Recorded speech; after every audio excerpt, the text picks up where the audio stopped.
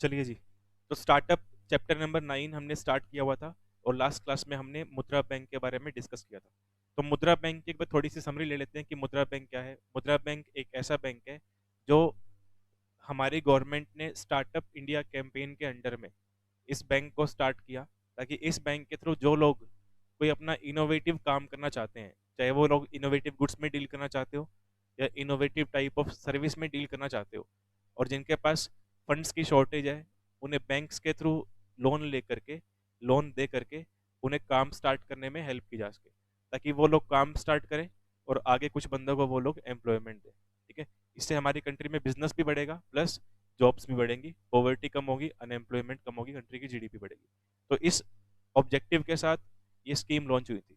मुद्रा बैंक के अंदर आपको मैक्सिमम 10 लाख तक का लोन मिलेगा। उसके लिए आपके पास टोटल 3 स्कीम्स थी, शिशु, किशोर और तरुण। शिशु स्कीम के अंडर आपको 50,000 तक का लोन मिल रहा है। किशोर स्कीम के अंडर आपको 5 लाख तक का लोन मिल रहा है, और तरुण स्कीम के अंडर 5 लाख से ऊपर और 10 लाख तक का लोन मिल रहा है। ठीक है, उसके बाद हमने इसकी एलिजिबिलिटी भी डिस्कस की थी कि कौन कौन लोग एलिजिबल है लोन को रेज करने के लिए। जो बोरोवर है वो कम से कम 18 साल का होना चाहिए, प्लस आप जो लोन रेज करोगे वो किसी ना किसी बिजनेस पर्पज के लिए होगा। चाहे आपको कोई मशीनरी परचेज करनी है या कोई इक्विपमेंट परचेज करना है, आप कुछ भी इस लोन के पैसे से परचेज कर सकते हो, पर आपको वो जो आइटम या जो भी एसेट वगैरह परचेज करनी है वो प्योरली बिजनेस पर्पज से होनी जरूरी है। ठीक है, फिर हमने मुद्रा कार्ड के बारे में डिस्कस किया था कि इस स्कीम के अंडर जिनको लोन मिलेगा उनको प्लस एक कार्ड बना के देगी बैंक। उस कार्ड की जो लिमिट रहेगी वो मैक्सिमम 10,000 रहेगी, और 10% of loan which ever is less. उस कार्ड के थ्रू भी आप कोई शॉपिंग कर सकते हो, shopping for the business purpose.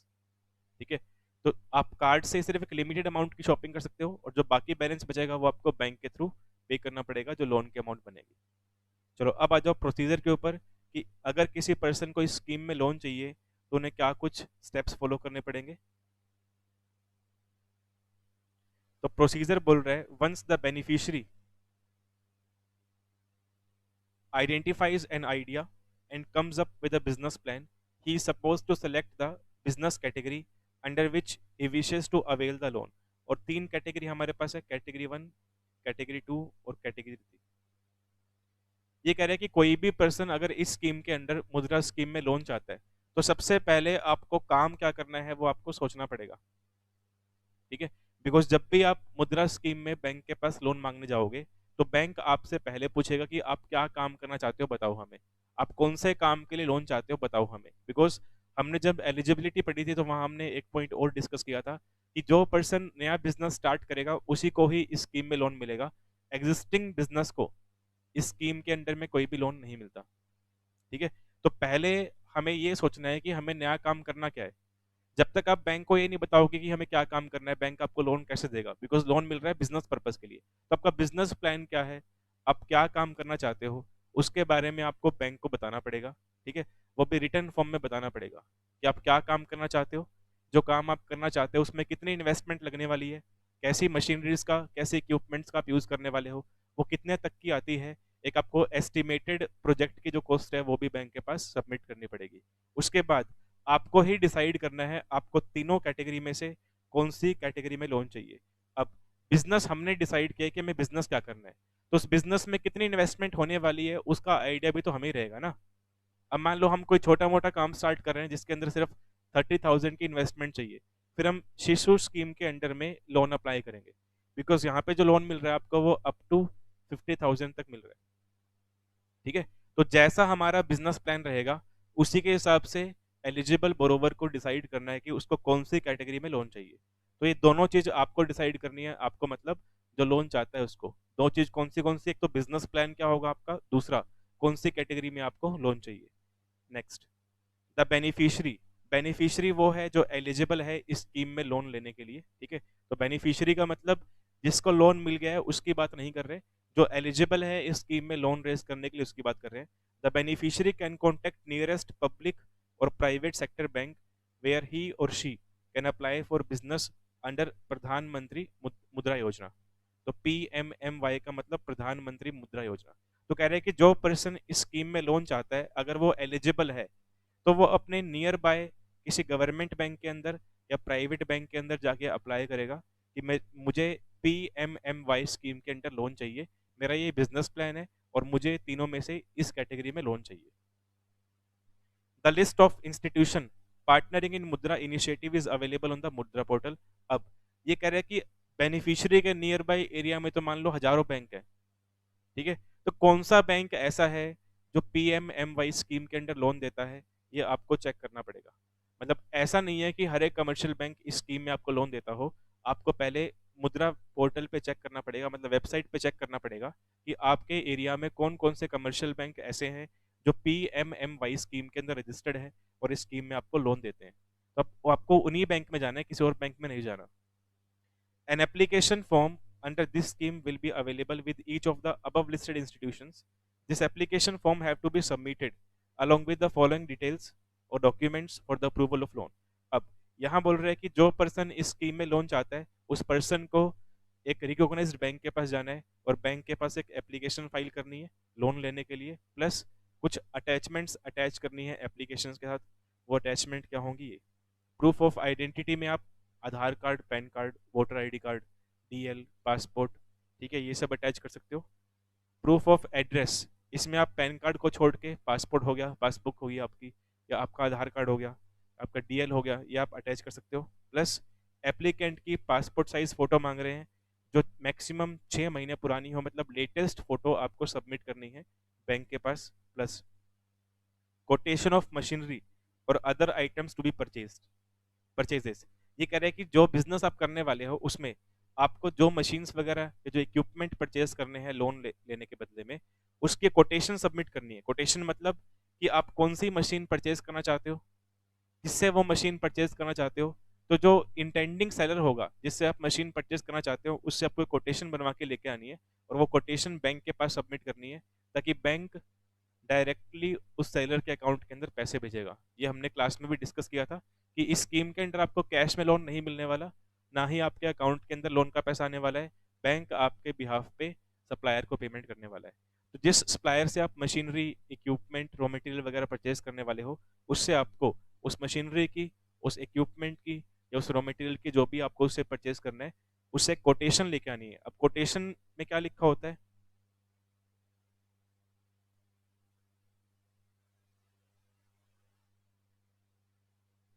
ये डॉक्यूमेंट जो है वो कौन बना के देगा? मान लो एक मिस्टर ए नाम का पर्सन है, ये कोई बिजनेस करना चाहता है और ये बैंक में गया है मुद्रा स्कीम में लोन मांगने के लिए। अब ये बैंक को जाके बोल रहा है कि जी मुझे एक नया बिजनेस स्टार्ट करना है, उसके लिए मुझे एक मशीन परचेज करनी है, आप मुझे लोन दो, ठीक है। अब बैंक ए से पूछेगा कि आपको मशीन किससे परचेज करनी है, फर्म का नेम बताओ। तो मान लो जिस फर्म से इसको मशीन परचेज करनी है उस फर्म का नेम है मैसर्स ABC एंटरप्राइजेस। तो इस फर्म से मिस्टर ए को मशीन परचेज करनी है मुद्रा बैंक के जो लोन के पैसे आएंगे उस पैसे से। अब कोटेशन क्या होगी वो देखो। कोटेशन कौन बना के देगा? कोटेशन हमेशा सप्लायर बना के देता है। तो ए के लिए सप्लायर कौन है? मशीन कौन सेल करने वाला है ए को? ABC enterprises. तो सबसे पहले तो ऊपर यहाँ पे ABC एंटरप्राइजेस का नाम लिखा होगा, मतलब फर्म का नेम लिखा होगा कोटेशन में। उसके बाद एड्रेस लिखा होगा, उसके बाद फोन नंबर, ईमेल आईडी वगैरह लिखी होगी। तो ये तो होगी सेलर की पर्सनल डिटेल्स, बिजनेस की डिटेल्स हो गई। फिर यहाँ पे डेट वगैरह लिखी होगी, ठीक है। यहाँ पे कोटेशन नंबर भी हो सकता है, कोटेशन नंबर 1 2 3 4 कुछ भी। अब उस कोटेशन में लिखा रहेगा कि क्या मशीनरी है जो ए परचेज करना चाहता है, उस मशीन का कौन सा मॉडल है, मॉडल वगैरह लिखा होगा, प्लस उसका प्राइस क्या है वो लिखा होगा, प्लस कोई GST वगैरह उसके ऊपर है वो भी लिखा होगा, और टोटल वैल्यू लिखी होगी। इसको बोलते हैं कोटेशन। तो कोटेशन एक ऐसा डॉक्यूमेंट है जो इस बात को शो कर रहा है कि हम उस सप्लायर से जिसका नेम कोटेशन में लिखा हुआ है ऊपर ऊपर, उससे हम कोई एक कमोडिटी, कोई एसेट, कोई आइटम परचेज करने जा रहे हैं और उस एसेट के बारे में भी कोटेशन के अंदर लिखा होगा, ठीक है। तो ये कोटेशन जो है वो ए को बनवानी है सप्लायर से और सबमिट करनी है बैंक के पास, ताकि फिर बैंक जो है ए को लोन दे करके ये मशीन दिलवा देगा और बैंक जो है ABC एंटरप्राइजेस को पेमेंट कर देगा ए के बिहाफ पे लोन के अमाउंट में से। Next, supplier of, name of supplier, details of machinery, price of machinery. अब ये सारी बातें कहाँ लिखी रहेंगी? कोटेशन के अंदर लिखी रहेंगी। तो कोटेशन अगर हम सबमिट कर देंगे तो फिर आपको अलग से सप्लायर का नेम बताने की ज़रूरत नहीं है। क्या मशीन परचेज़ करने वाले हो उसकी डिटेल देने की ज़रूरत नहीं है। मशीन कितने की है उसका प्राइस आपको अलग से बताने की ज़रूरत नहीं है, बिकॉज़ ये सारी बातें ऑलरेडी हमने कहाँ मेंशन कर दी, कोटेशन के अंदर, ठीक है? उसके बाद नेक्स्ट आगे, आप जो बिज़नेस करने वाले हो उस बिज़नेस का एड्रेस प्रूफ आपको सबमिट करना है, ताकि बैंक इस बात को भी वेरीफाई कर ले कि आप सही में कोई बिज़नेस करने वाले हो या फिर ऐसे ही हमसे लोन माँग रहे हो, ठीक है? तो आपका जो बिज़नेस है वो सोल ट्रेडिंग की फॉर्म में होगा, पार्टनरशिप की फॉर्म में होगा, कंपनी की फॉर्म में होगा या एलएलपी की फॉर्म में होगा, कौन-सी फॉर्म में होगा उसका आपको एक प्रूफ सबमिट करना है। तो ये आपको रेलेवेंट डॉक्यूमेंट सबमिट करने हैं एप्लीकेशन फॉर्म के साथ। किसको? जो पर्सन लोन चाहता है उसको ये डॉक्यूमेंट्स रेडी करने हैं और कहाँ सबमिट करने हैं? बैंक के पास सबमिट करने हैं। Next, apart from the above mention documents, ये कह रहे हैं कि जो डॉक्यूमेंट्स हम ऊपर पढ़ के आ चुके हैं उनके अलावा, अपार्ट का मतलब उनके अलावा, individual banks could ask for other documents as needed. तो कह रहे हैं कि जो ऊपर डॉक्यूमेंट है वो तो आपसे बैंक मांगता ही मांगता है, इनके अलावा भी बैंक आपसे कोई और डॉक्यूमेंट मांग सकता है जो उसको अपने आप को सेटिस्फाई करने को मांगना जरूरी होगा। The banks are not supposed to take any processing fee and are not supposed to ask for any collateral. अब देखो, यहाँ बोरोवर का बेनिफिट हो रहा है। ये कह रहे हैं कि बैंक जो है वो बोरोवर से कोई भी कोलेटरल बदले में नहीं लेगा, मतलब आपको जो है यहाँ पे अनसिक्योर्ड लोन मिलने वाला है, कोई सिक्योरिटी आपको गिरवी छोड़ने की जरूरत नहीं है। दूसरी बात, बैंक आपसे कोई भी लोन देने के बदले में प्रोसेसिंग फी चार्ज नहीं करेगा। जैसे कि हम बैंक से लोन लेते हैं तो हमें कुछ इनिशियल चार्जेस पे करने पड़ते हैं लोन लेने के बदले में, तो ऐसे कोई चार्जेस जो है वो मुद्रा स्कीम में बोरोवर को पे करने की नीड नहीं है और ना ही बैंक मांगेगा। अगर बैंक मांगता भी है तो भी हम देने के लिए लायबल नहीं बनते, बिकॉज ये स्कीम खुद हमें अलाउ कर रही है कि आपको कोई प्रोसेसिंग फी पे करने की नीड नहीं है। The repayment period is also extended to 5 years। ये कह रहे हैं कि लोन रीपे कब तक कर सकते हो आप? मैक्सिमम 5 साल का टाइम मिलेगा आपको। But it is also made clear that applicant should not be a defaulter to any bank और एफआई। ये कह रहे हैं कि जो पर्सन लोन मांगने गया है मुद्रा स्कीम के अंडर बैंक के पास, अगर उसने पास्ट में कभी किसी बैंक से लोन लिया था किसी भी स्कीम के अंडर या बिना किसी स्कीम के लोन लिया था और उसमें डिफॉल्ट कर रखा है, तो फिर आपको इस स्कीम में लोन नहीं मिलेगा, ठीक है? बिकॉज आपका अगर मान लो बैकग्राउंड जो है वही क्लीन नहीं है, तो हम कैसे मान के चलें कि आप इस बार डिफॉल्ट नहीं करोगे? तो कह रहे हैं उस पर्सन का जो नेम है वो डिफॉल्टर की लिस्ट में ना आ रहा हो या उसने कभी पास्ट में कोई बैंक लोन में डिफॉल्ट ना किया होना चाहिए। नेक्स्ट, नेक्स्ट टॉपिक इंपॉर्टेंट है, इस पे अलग से भी क्वेश्चन बन सकता है कि जो मुद्रा स्कीम में आपको लोन मिलेगा वो कौन कौन से पर्पस के लिए आपको लोन मिल सकता है। तो वैरायटी ऑफ पर्पस मतलब कि बहुत से पर्पजेस के लिए आप लोन रेज कर सकते हो, पर जो भी पर्पस होगा उससे आपकी इनकम जनरेट होनी जरूरी है। मतलब जो भी आपका पर्पस रहेगा लोन लेके कोई एसेट वगैरह परचेज करने का, उससे आप पैसे कमाओगे। पर्सनल पर्पस के लिए आपको लोन नहीं मिलने वाला। The loans are extended mainly for first business loan for vendors, traders, shopkeepers and other service sector activities. तो कह रहे हैं कि अगर आपको बिजनेस लोन चाहिए, अब इनका इन नेम्स को हम इस्तेमाल करते हैं गुड्स के लिए। अगर आप गुड्स के रिगार्डिंग कोई नया बिजनेस करना चाहते हो और आपको लोन चाहिए तो लोन मिल जाएगा। अगर आप सर्विस सेक्टर में कोई नया काम करने स्टार्ट करने जा रहे हो और आपको लोन चाहिए तो भी आपको लोन मिल जाएगा। मतलब जो हम नया काम स्टार्ट करने जा रहे हैं उसमें या तो हम गुड्स में डील करने वाले हैं या सर्विस में डील करने वाले हैं, कोई भी केस हो आपको बिजनेस लोन मिल जाएगा, बिकॉज आप इनकम जनरेट करने वाले हो कंट्री के अंदर खुद के लिए। Next, working capital loan through मुद्रा कार्ड्स। वर्किंग कैपिटल क्या होती है? वो कैपिटल जो आपको डे टू डे एक्सपेंसेस पे करने के लिए चाहिए होती है। वर्किंग कैपिटल वो कैपिटल है जो आपको डे टू डे एक्सपेंसेस को पे करने के लिए चाहिए। जैसे मान लो रेगुलरली आपको एम्प्लॉइज को सैलरी पे करनी है, लेबर को वेजेस पे करनी है, इलेक्ट्रिसिटी बिल पे करना है, ऑफिस का रेंट पे करना है, तो ये ऐसे खर्चे हैं जो रूटीन में हर महीने होने वाले हैं। या लेबर की वेजेस डे वाइज होती है, तो पर डे आपको लेबर को वेजेस पे करनी है। उसके लिए आपके पास पैसा नहीं है तो आप मुद्रा बैंक से लोन ले लो और उससे आप वर्किंग कैपिटल को फॉर्म में इस्तेमाल कर सकते हो।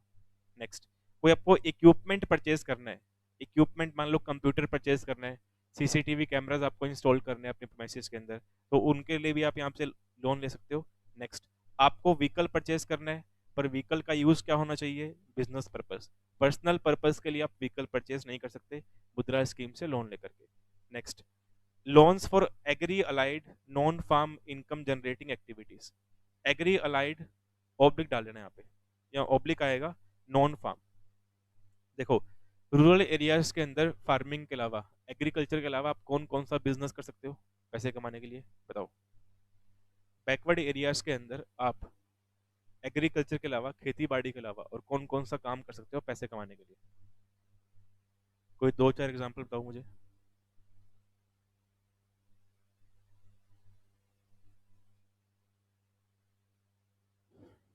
ये हम इंडियन इको में पढ़ते हैं।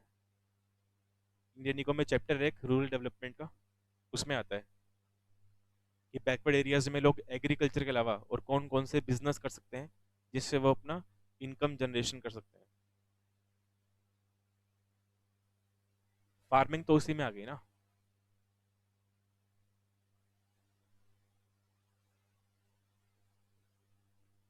इंडस्ट्री सेटअप नहीं आएगा, इंडस्ट्री सेटअप होगा सेकेंडरी सेक्टर में होगा। हम प्राइमरी सेक्टर की बात कर रहे हैं। प्राइमरी सेक्टर में रूरल एरियाज के अंदर आप खेती बाड़ी के अलावा और कौन कौन सा बिजनेस कर सकते हो एग्रीकल्चर के अलावा? हाँ जी, कुछ ऑप्शंस आए हैं हमारे पास। पोल्ट्री फार्मिंग हो गया, बिल्कुल ठीक है। एनिमल हस्बेंड्री हो गया, ठीक है। फिशरी हो गया, बी कीपिंग हो गया, ठीक है। तो ये कुछ ऐसे काम है जो बैकवर्ड एरियाज में होते हैं, जो एग्रीकल्चर के अलावा है। इसके अलावा हॉर्टिकल्चर, फ्लोरिकल्चर, ठीक है, ये कुछ काम भी है जो हम कर सकते हैं। हॉर्टिकल्चर में हम फ्रूट्स वेजिटेबल की खेती करते हैं। फ्लोरिकल्चर के अंदर हम फ्लावर्स की प्लांटेशन करते हैं, ठीक है। बी कीपिंग में हम शहद वाला काम करते हैं। फिशरी के अंदर फिशिंग का बिजनेस करते हैं, मछलियाँ पकड़ के बेचते हैं, ठीक है। उसके बाद एनिमल हस्बेंड्री के अंदर हम डेयरी फार्मिंग हो गई जैसे, ठीक है, या फिर मान लो पोल्ट्री फार्मिंग हो गई, वो सब इसमें कवर हो जाएंगे। तो कह रहे अगर आपको ऐसे काम करने हैं, इन्होंने भी एग्जाम्पल दे रखे हैं वही जो आपने बताए, एनिमल हस्बेंड्री हो गया, बी कीपिंग हो गया, पोल्ट्री फार्मिंग हो गया। अगर आपको ऐसे काम करने हैं, अब देखो ये आपका नॉन फार्मिंग एक्टिविटी है।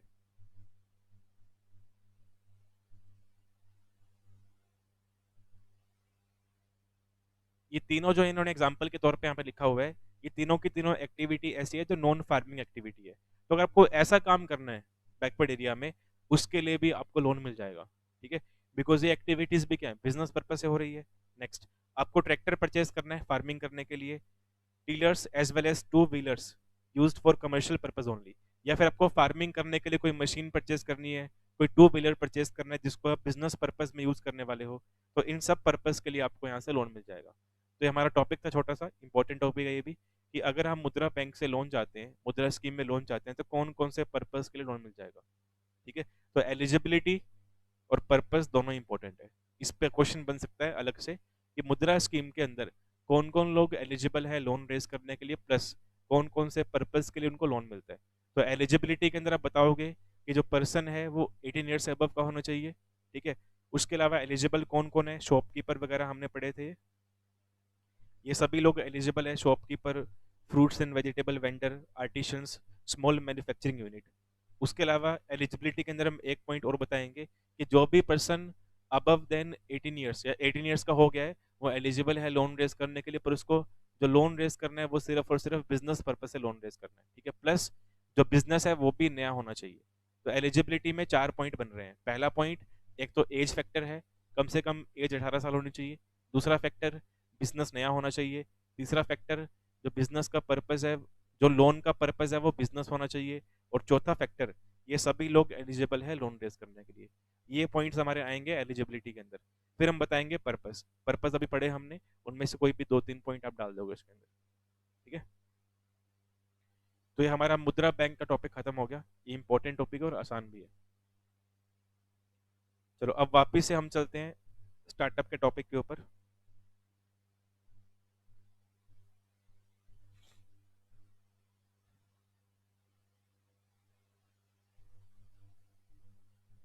तो स्टार्टअप में हमने जो प्रोसेस है वो डिस्कस कर ली थी। ये स्टार्टअप का रजिस्ट्रेशन कैसे होता है वो हम एक बार फटाफट से रिवाइज कर लेते हैं। स्टार्टअप का रजिस्ट्रेशन करवाने के लिए आपके पास दो ऑप्शन है, या तो आप मोबाइल से ऑनलाइन एप्लीकेशन फाइल कर दो, या फिर आप लैपटॉप या कंप्यूटर इस्तेमाल करके वेबसाइट ओपन करके वहाँ से आप एप्लीकेशन फाइल कर सकते हो DIPPT के पास, जो इसका डिपार्टमेंट था, ठीक है। जैसे आप एप्लीकेशन फाइल करोगे, फिर वहाँ से कोई इंस्पेक्टर आपके पास वेरिफिकेशन के लिए आ सकता है, और बाद में वो आपकी एप्लीकेशन को अप्रूव कर देगा या मना कर देगा, जो भी केस रहेगा वो होगा, ठीक है। वहाँ से आपका अगर रजिस्ट्रेशन अप्रूव हो गया, फिर आप स्टार्टअप में कवर हो जाओगे और फिर आप स्टार्टअप में आने वाले बेनिफिट्स को अवेल कर सकते हो। बेनिफिट्स हम पढ़ चुके हैं, कौन कौन से बेनिफिट मिलते हैं। चलिए अब नेक्स्ट टॉपिक जो है वो इम्पोर्टेंट है, बिकॉज ये अभी ऐड हुआ है टॉपिक, ये पहले नहीं था, तो ये एडिशन की वजह से इंपॉर्टेंट बन रहा है। Life cycle of startup. ये कह रहे हैं अगर हम कोई नया बिजनेस स्टार्ट करते हैं तो उसकी लाइफ साइकिल कैसी होती है नए बिजनेस की। तो नए बिजनेस की लाइफ साइकिल को 4 पार्ट में डिवाइड किया हुआ है। सबसे पहला पॉइंट बोल रहे हैं आइडिएशन एंड डेवलपमेंट। इस पॉइंट के अंदर हम क्या कर रहे हैं, इसमें हम सबसे पहले एक आइडिया डेवलप कर रहे हैं कि हम नया काम क्या करना चाहते हैं। ये कह रहे हैं कि जब भी आप कोई स्टार्टअप की फॉर्म में काम करते हो तो सबसे पहले स्टेज 1 में आप क्या काम करोगे, सबसे पहले आप अपने माइंड में एक आइडिया क्रिएट करोगे कि हम क्या इनोवेटिव काम करें। हम इनोवेटिव तरीके से गुड्स में डील करें, इनोवेटिव तरीके से सर्विस में डील करें, या हम किसी इनोवेटिव प्रोसेस के अंदर डील करें, या फिर हम किसी एग्जिस्टिंग गुड, एग्जिस्टिंग सर्विस और एग्जिस्टिंग प्रोसेस के अंदर कुछ इंप्रूवमेंट करें जिससे उसके यूजेस बढ़ जाए। ठीक है, तो सबसे पहले बोल रहे हैं कि जो पर्सन स्टार्टअप के फॉर्म में काम करना चाहता है उसके माइंड में पहले एक आइडिया आना जरूरी है। बिना आइडिया के आप काम कैसे करोगे। तो क्या काम करना है, कैसे काम करना है, कहाँ पे काम करना है, कितना पैसा इन्वेस्ट करना है और क्या हमारा यूनिकनेस रहेगा काम करने के अंदर, उसको हम बोल रहे हैं ideation and development. The first stage of startup life cycle is ideation. It is categorized by the importance of testing feasibility of the products or services offered. It is at this stage that garnering a variety of opinions to further assess a business model takes precedent. ये कह रहे हैं कि ये वो stage है जहाँ पे आप वेरियस ओपिनियंस, मतलब जो काम हमें स्टार्ट करना है उसके बारे में आप अपने किसी जानकार से राय मांग सकते हो कि ऐसे ऐसे हमें काम स्टार्ट करना चाहते हैं, तो बताओ आपके हिसाब से हमें ये काम स्टार्ट करना चाहिए कि नहीं करना चाहिए। तो कह रहा है ये वो स्टेज है जहाँ पे आप अपने माइंड के अंदर एक तो आइडिया डेवलप करते हो कि क्या काम स्टार्ट करना है। दूसरा, ये वो स्टेज है जहाँ पे आप औरों से ओपिनियन भी मांग सकते हो कि जो जिस काम में हम एंटर होने जा रहे हैं क्या वो काम हमारे हिसाब से सुटेबल है कि नहीं है। दूसरों की राय ले लेते हैं हम। Testing the potential viability of an entrepreneur's business can help answer larger questions about government aid, regulations, and other aiding factors as the business inches to the next stage. Adding factor मतलब helping factor, ऐसे factor जो आपको business के अंदर help करने वाले हैं, जैसे बैंक हो गया, इंश्योरेंस हो गया, ट्रांसपोर्ट हो गया, कम्युनिकेशन हो गया, इलेक्ट्रिसिटी हो गया, उन सब की बात हो रही है। अब थर्ड लाइन ये बोल रही है कि इस स्टेज में हम और क्या काम करते हैं। इस स्टेज के अंदर हम कुछ क्वेश्चंस के आंसर फाइंड करना, कुछ क्वेश्चंस के आंसर फाइंड करने की कोशिश करते हैं। जैसे गवर्नमेंट एड, कि जो नया काम हम स्टार्ट करने जा रहे हैं क्या उसमें कोई गवर्नमेंट से हमको हेल्प, कोई सब्सिडी वगैरह मिलने वाली है कि नहीं मिलने वाली, या सारा पैसा हमें इन्वेस्ट करना पड़ेगा। रेगुलेशन, जो नया काम हम स्टार्ट करने वाले हैं उसमें किनका कंट्रोल रहेगा, हमारा रेगुलेटर कौन है, क्या कुछ कंप्लाइंसेस करनी पड़ेंगी। अच्छा, जो नया काम हम स्टार्ट करने वाले हैं उसमें कौन कौन से फैक्टर्स की हमें हेल्प की नीड है, क्या हमें लेबर चाहिए कि नहीं चाहिए, इलेक्ट्रिसिटी की नीड होगी कि नहीं होगी, ठीक है, क्या क्या रिसोर्सेज चाहिए, क्या क्या रॉ मटेरियल चाहिए, उनकी बात हो रही है। तो इस स्टेज के अंदर हम ये सब बातें, इन सभी क्वेश्चंस का आंसर फाइंड करने की कोशिश कर रहे हैं। तो कह रहे हैं कि एक ऐसी स्टेज है जहाँ पे आप आइडिया को डेवलप करते हो, दूसरा लोगों की राय लेते हो कि हमें ये काम करना चाहिए कि नहीं करना चाहिए, और अगर लोगों से हमें पॉजिटिव राय मिलती है फिर हम फर्दर आगे बढ़ते हैं और इन क्वेश्चंस का आंसर फाइंड करते हैं कि क्या हमें इस काम को करने में कोई गवर्नमेंट की हेल्प मिलने वाली है कि नहीं मिलने वाली, क्या कुछ कंप्लाइंसेस फॉलो करनी पड़ेगी, कौन कौन से लॉज हम पे एप्लीकेबल होंगे और कौन कौन से फैक्टर हमको हेल्प करेंगे हमारे ऑब्जेक्टिव को अचीव करने के लिए। Some overarching considerations of the ideation and development stages are, ये कह रहे हैं कि कुछ ऐसी चीजें हैं जिनके बारे में आपको सोचना पड़ता है इस स्टेज के अंदर। टारगेट मार्केट, आप कौन सी मार्केट में काम करना चाहते हो। दूसरा, बिजनेस मॉडल, आप क्या काम करना चाहते हो। तीसरा, जो टीम आपके साथ मिलकर काम करेगी उसमें स्किल्ड लोग होंगे, अनस्किल्ड लोग होंगे, कितने लोग होंगे, वो सारी बातें आप स्टेज 1 में डिसाइड करोगे। तो स्टेज 1 में इन बातों के ऊपर डिसीजन लिए जाएंगे। ठीक है, ये हमारी फर्स्ट स्टेज हो गई। अभी हमने जो हमारे माइंड में आइडिया चल रहा है उसको हमने रियलिटी में कन्वर्ट नहीं किया। स्टेज 1 में हमने सिर्फ माइंड में सभी क्वेश्चंस के आंसर फाइंड किए हैं, अभी हम उसको प्रैक्टिकली लेकर के नहीं आए हैं मार्केट में, उसके लिए दूसरी स्टेज है हमारे पास।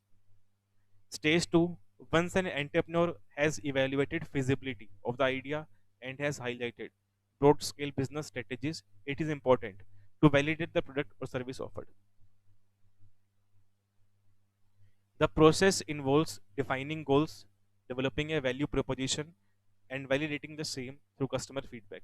It highlights the features as considered in the ideation stage by giving the entrepreneur viability proof through testing. Some overarching considerations of the validation stages are, अब देखो वैलिडेशन का मतलब क्या बना कि स्टेज वन में तो आपके सिर्फ माइंड में आइडिया आया था काम करने का और उस आइडिया पे आपने वर्किंग की थी। स्टेज टू में हमने प्रैक्टिकली उस आइडिया को इम्प्लीमेंट कर दिया। तो वैलिडेट करना मतलब इम्प्लीमेंट कर देना, लागू कर देना। मतलब आपने वो काम स्टार्ट कर दिया जो आपने स्टेज वन में डिसाइड किया था। तो स्टेज वन में हमने सिर्फ प्लानिंग की है क्या काम करेंगे, स्टेज टू में हमने उसका इम्प्लीमेंटेशन कर दिया। ठीक है, और इम्प्लीमेंटेशन करने के बाद आप कस्टमर्स का फीडबैक लोगे कि कस्टमर्स हमारे गुड्स से या हमारी सर्विस सेटिस्फाइड है कि नहीं है। तो कह रहे हैं इस स्टेज के अंदर आप इन बातों पे ध्यान देते हो। वैलिडेटिंग मतलब इम्प्लीमेंट कर दिया हमने, और टेस्टिंग करना मतलब कस्टमर्स का फीडबैक लेना कि जो काम हमने स्टार्ट किया है उसमें पब्लिक का रिव्यू क्या आ रहा है, पॉजिटिव रिव्यू आ रहा है फिर नेगेटिव रिव्यू आ रहा है। और इसी में हम मॉडिफिकेशन की बात कर रहे हैं।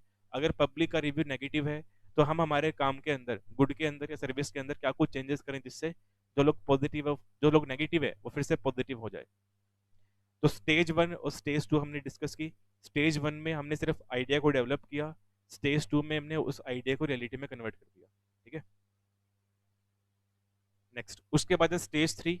It is the early traction stage that set of that a set of target customers may test efficacy मतलब true of the product or service.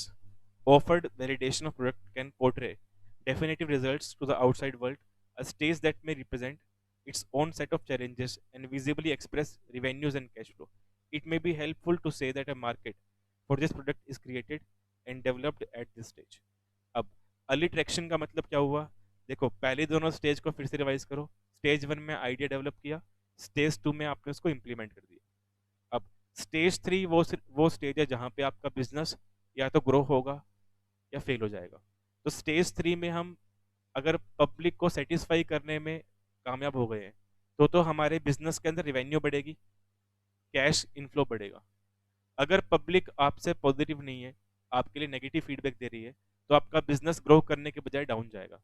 तो अर्ली ट्रैक्शन वो स्टेज है जिसमें या तो आप ग्रो करोगे या आप डाउन जाओगे।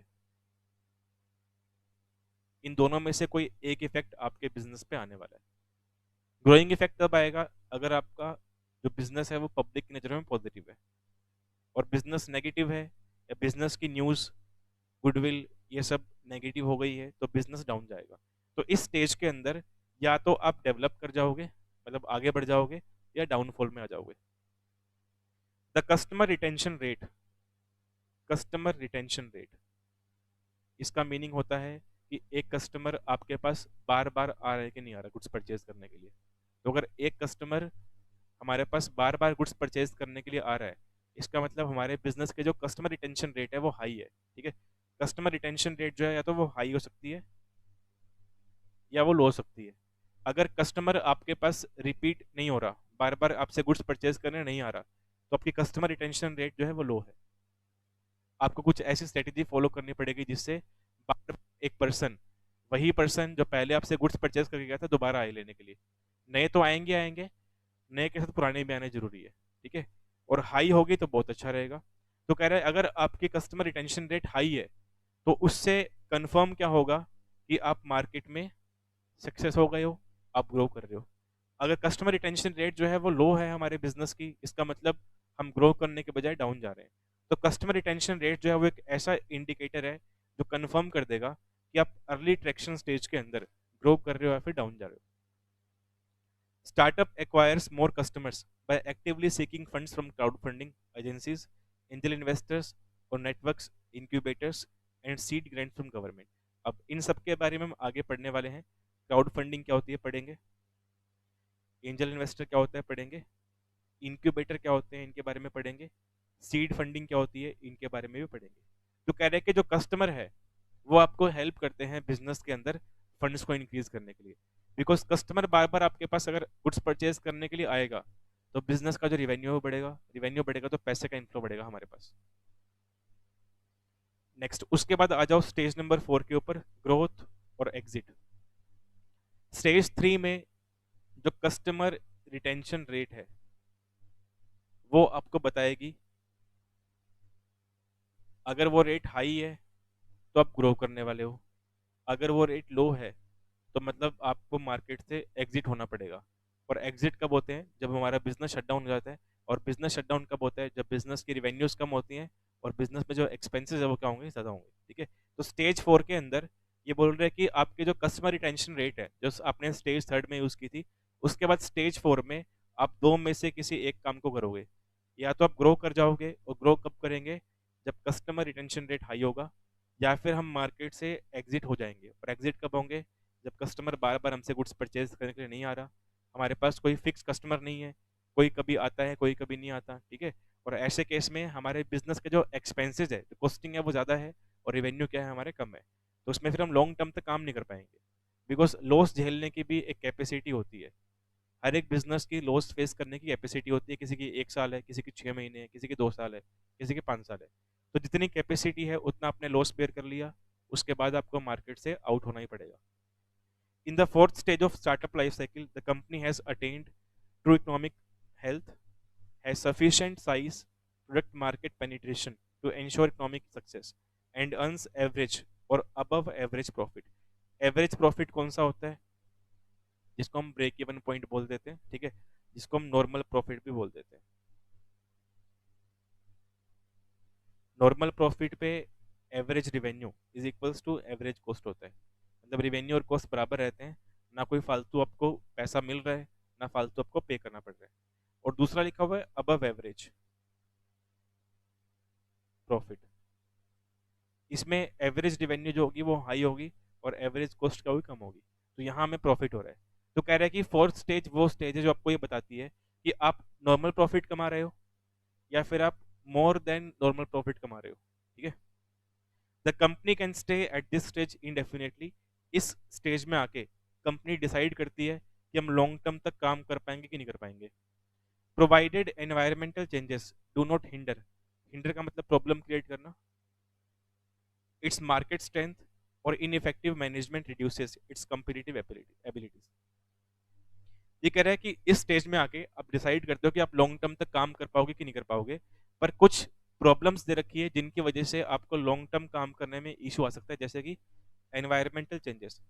जैसे कोविड है, तो कोविड चल रहा है तो मान लो लॉकडाउन लग गया, तो उस केस में फिर मार्केट में काम करना हमारे लिए ठीक नहीं हो पाएगा, हम काम कर ही नहीं पाएंगे। दूसरा, अगर आपके बिजनेस का जो मैनेजमेंट है वो इनइफेक्टिव है, मतलब मैनेजमेंट के अंदर आपस में लड़ाई चल रही है, डिस्प्यूट्स चलते रहते हैं, एम्प्लॉयर एम्प्लॉई आपस में सेटिस्फाइड नहीं है, तो जब इंटरनल मैनेजमेंट सेटिस्फाइड नहीं है तो बिजनेस कैसे ग्रो कर पाएगा? तो कह रहा है कुछ प्रॉब्लम्स है जिनकी वजह से आपको बिजनेस ग्रो करने में या लॉन्ग टर्म तक काम करने में इशू फेस करना पड़ सकता है। At this stage the company में चूज टू स्केल अप और expand its market through merger, acquisition और प्रिपेयरिंग फॉर आईपीओ। ये कह रहे हैं कि ये वो स्टेज है जहाँ पे आप डिसाइड कर सकते हो कि आपको किसी और एंटिटी से मर्ज होना है, या किसी और एंटिटी को एक्वायर करना है, या फिर आपको आईपीओ लेकर के आना है। तो जैसे ही कोई स्टार्टअप एंटिटी इनमें से काम कर लेगी तो वो स्टार्टअप का स्टेटस भी खो देगी। आपने पढ़ा था फर्स्ट क्लास में। तो स्टार्टअप का स्टेटस सीज कब हो जाएगा? मर्जर होने पे, एक्विजिशन होने पे, या जब एक कंपनी लिस्टेड कंपनी बन जाती है तब भी। ठीक है, तो ये हमारी लाइफ साइकिल की स्टेज थी। बताओ, यहाँ तक कोई डाउट है तो बताओ, अभी इतना ही पढ़ते हैं, बाकी पढ़ेंगे नेक्स्ट क्लास में। तो यहाँ तक किसी को भी कोई इशू है, डाउट है तो बता दो, वरना फिर क्लास ओवर करते हैं।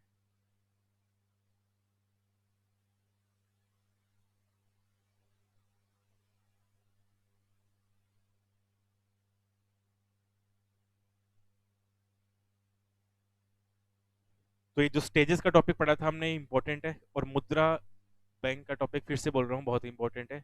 वहां से एक क्वेश्चन आप मान के चलना आ ही जाएगा, और इजी सा टॉपिक है। तो आप ये मान के चलो स्टार्टअप का चैप्टर जो वो 2 पार्ट में डिवाइडेड है। मुद्रा बैंक का टॉपिक अलग से है, और मुद्रा बैंक से पहले का टॉपिक पूरा का पूरा अलग से है। तो आप इस चैप्टर में से 2 क्वेश्चन मान के चलो पेपर में आ सकते हैं। तो मुद्रा बैंक में से हो गया और एक बाकी चैप्टर में से हो गया। डिपेंड करती है business to business, government subsidy कोई फिक्स नहीं होती और चेंज भी होती रहती है, कोई मतलब ऐसा नहीं कि हमेशा फिक्स रहती है।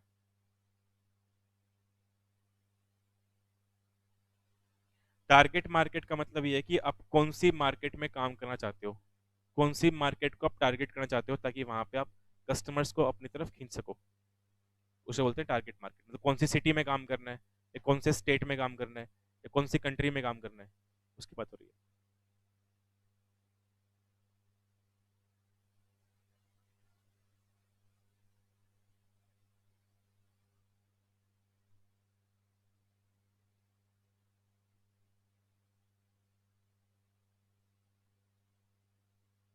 और कोई डाउट?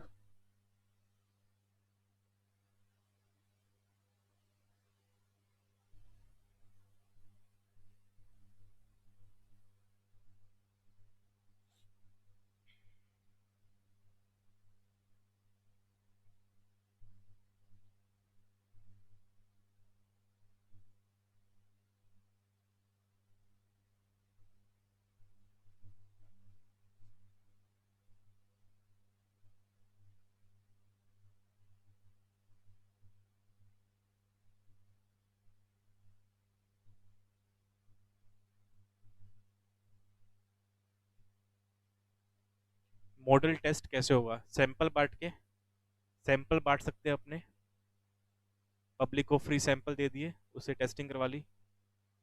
सैंपल का अगर मान लो रिजल्ट पॉजिटिव आएगा, फिर हम बल्क में उस चीज़ को प्रोड्यूस कर सकते हैं और सेल कर सकते हैं। ओवर आर्किंग का मतलब ध्यान देना।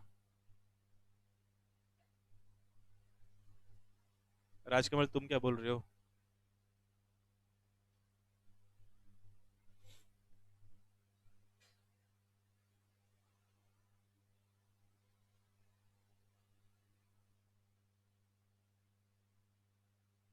अच्छा स्टेज टू, स्टेज टू देखो भाई, स्टेज टू बोल रहे हैं वैलिडेशन। वैलिडेशन का मतलब है कि जो आपने स्टेज वन में आइडिया डेवलप किया कि आपको क्या काम करना है, मतलब स्टेज वन में आपने सोच लिया कि आपको नया क्या बिजनेस स्टार्ट करना है, कहाँ पे स्टार्ट करना है, कौन से गुड में डील करना है। तो स्टेज टू का मतलब बनता है कि उस आइडिया को रियलिटी में कन्वर्ट कर देना, मतलब वो काम स्टार्ट करना। ठीक है। वैलिडेशन का मतलब है उसको लागू कर देना, उसको इम्प्लीमेंट करना। जो प्लानिंग आपने की है स्टेज वन के अंदर काम स्टार्ट करने को लेकर के, उसको इम्प्लीमेंट करना ताकि उसके थ्रू हम कुछ पैसा कमा सके।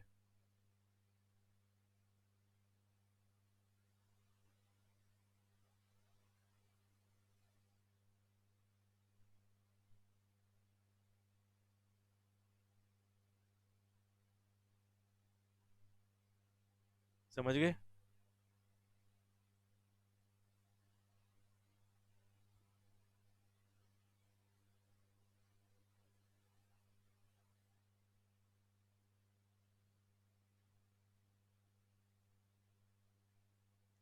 ठीक है चलो फिर बाकी पढ़ते हैं कल।